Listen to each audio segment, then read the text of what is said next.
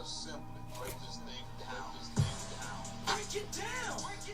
Break it down. Pulling these scriptures, let me show you how to break it down. Break it down. Break it down. Break it down. Break it down. If you pull in that scripture, you need to break it down. Break it down. Break it down. Break it down. Break it down.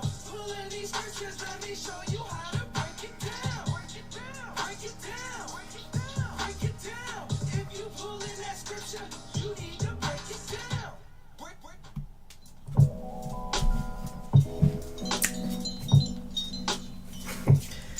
Alright, so now got a quick video, not gonna be long, on why God forsook the Israelites. A quick logic bomb for the law. Starting at Hosea 4:6. My people are destroyed for lack of knowledge. Because you have rejected knowledge, I reject you from being a priest to me. And since you have forgotten the law of your God, I also will forget your children. The more they increase, the more they sinned against me. Moving on to Jeremiah.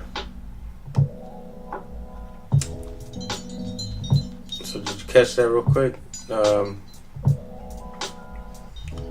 Sorry, we'll catch you in the next one. Jeremiah 9:13. What's going on? Oh, there it is. Jeremiah 9:13. Right?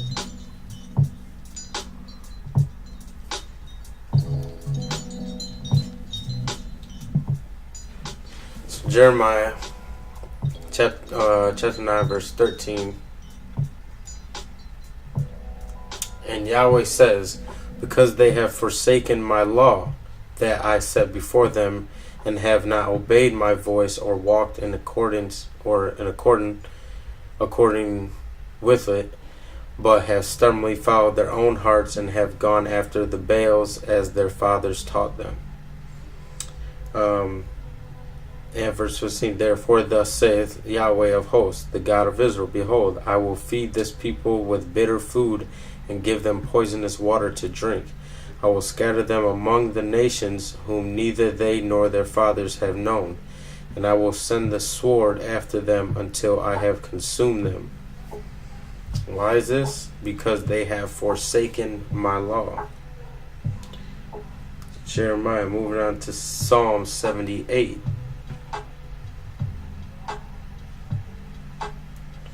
Psalm 70.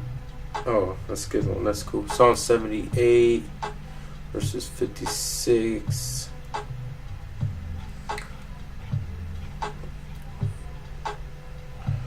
Verses 56 to 59. Yet they tested and rebelled against the Most High God and did not keep his testimonies, but turned away and acted treacherously like their fathers. They twisted like a deceitful bow, for they provoked him to anger with their high places. They moved him to jealousy with their idols. When God heard, he was full of wrath and utterly rejected Israel. I want to look at another translation. I believe I saw another translation for that word. Let's go to the NIV. Psalm 78, 56.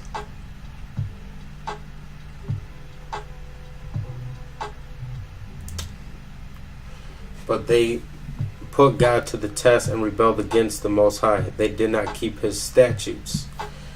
I don't want that word testimonies to get you out of confusion, because again, he's talking about his laws. Moving on to Isaiah 24, 5 through 6.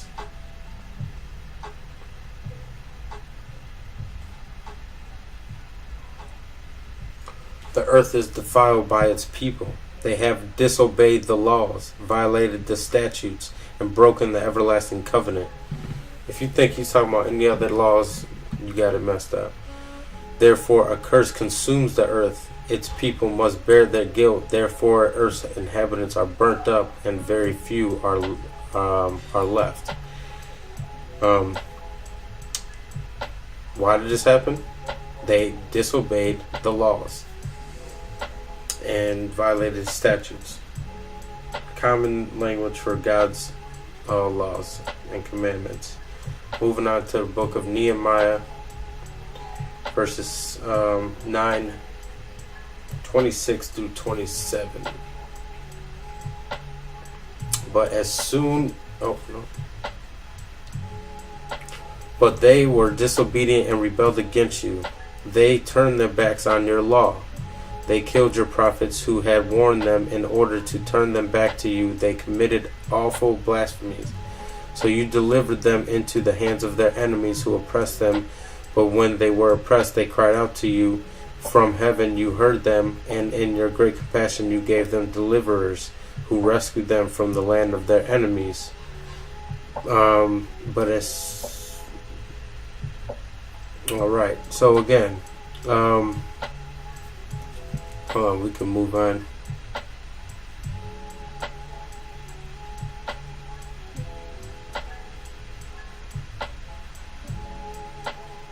So again, it just goes on to say, talking about how they even then they turn it back from the laws. You warn them in order to turn them back to your law, but they came arrogant and disobeyed your commands. They sinned against your ordinances, of which you said the person who obeys them will live by them. Stubbornly they turned their backs on you, became stiff-necked, and refused to listen. For many years you were patient with them. By your spirit you warned them through your prophets, yet they paid no attention. So you gave them into the hands of the neighboring peoples. Again, the reason why Israelites were given to the people, the other nations, is because they refused to follow his laws. And God is patient with them, giving them years, and this is normal. Let's move on to Amos 2:4. Amos chapter 2 verses 4. This is what Yahweh says: For 3 sins of Judah, even 4, I will not relent, because they have rejected the law of the Lord and have not kept his decrees, but because they have led astray the false gods, the gods their ancestors followed, I will send fire on Judah that will consume the fortress of Jerusalem. So again, why does God send fire? Because they have rejected the law of Yahweh and have not kept his decrees, because they have been led astray by false gods, the gods their ancestors followed. Again, disobedience to the law got them back into captivity or consumption. Moving on to Jeremiah 44. Back in Jeremiah. We're back at it again with Jeremiah 44. Oh yeah. 23. Jeremiah 44 verses 23. Because you have burned incense and have sinned against the Lord and have not obeyed him or followed his law or his decrees or his stipulations, this disaster has come upon you, as you now see. Because you have burned incense and have sinned against the Lord and have not obeyed him or his laws or decrees or stipulations. Again, that is why you see this disaster upon you. Psalm 119. Almost done already.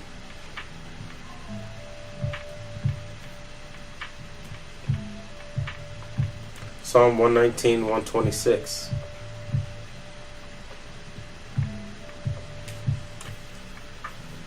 It is time for you to act, Lord. Your law is broken, because I love your commands more than gold, more than pure gold.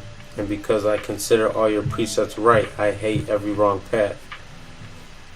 It is time for them to act because your law is being broken. So again,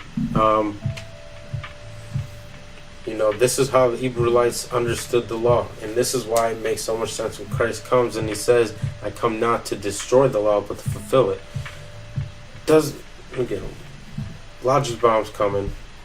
Hosea 8:1, last verse.